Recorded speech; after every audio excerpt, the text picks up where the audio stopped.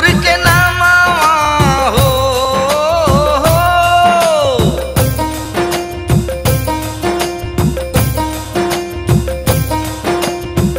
जौनपुर के नामा नेवढ़िया में धमवा शीतला माई के ऊंचा बा मंदिरिया आलीशान शीतला माई के ऊंचा बा मंदिरिया आलीशान।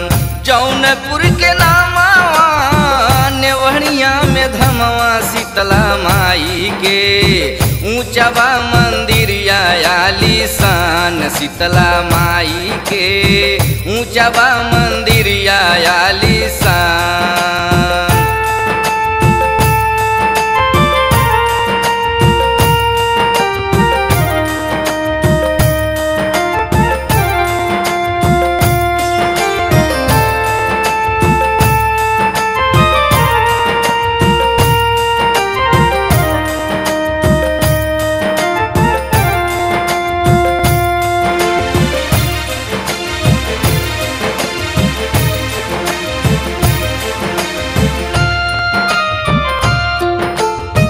चौकिया से मान बनल घूम के करनवा दिल में समाई गयल पावन स्थनवा।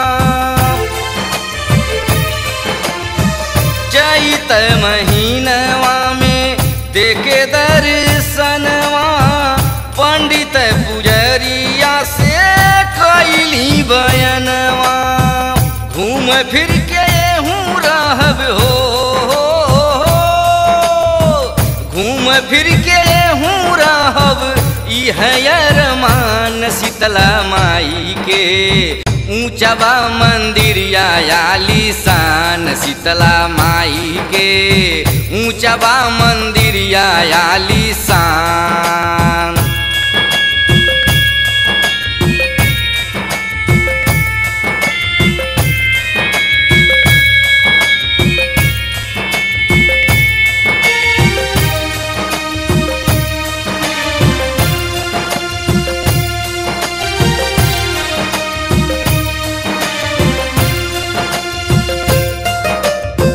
पश्चिम बजरिया में धमवा बनल बा पीपरा के पेड़वा में झंडवा बनल बा।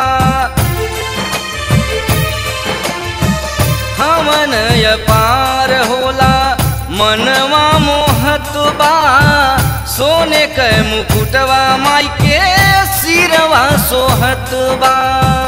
तरसई के पावई खातिर हो,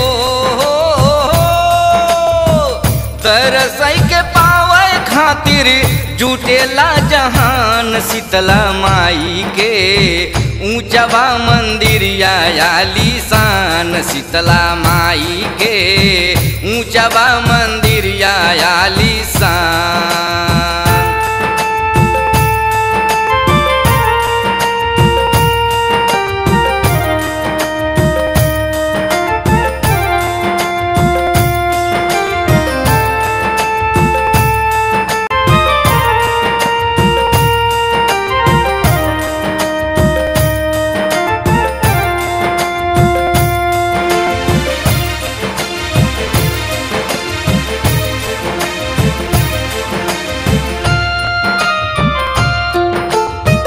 मनसा पुरावई माई सबही के आई के अलख लगावई जे जे चौरी बजाई के।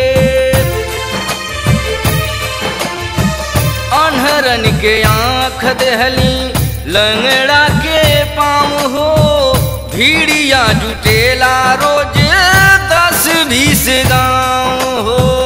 अलबेला गावत बाटे हो,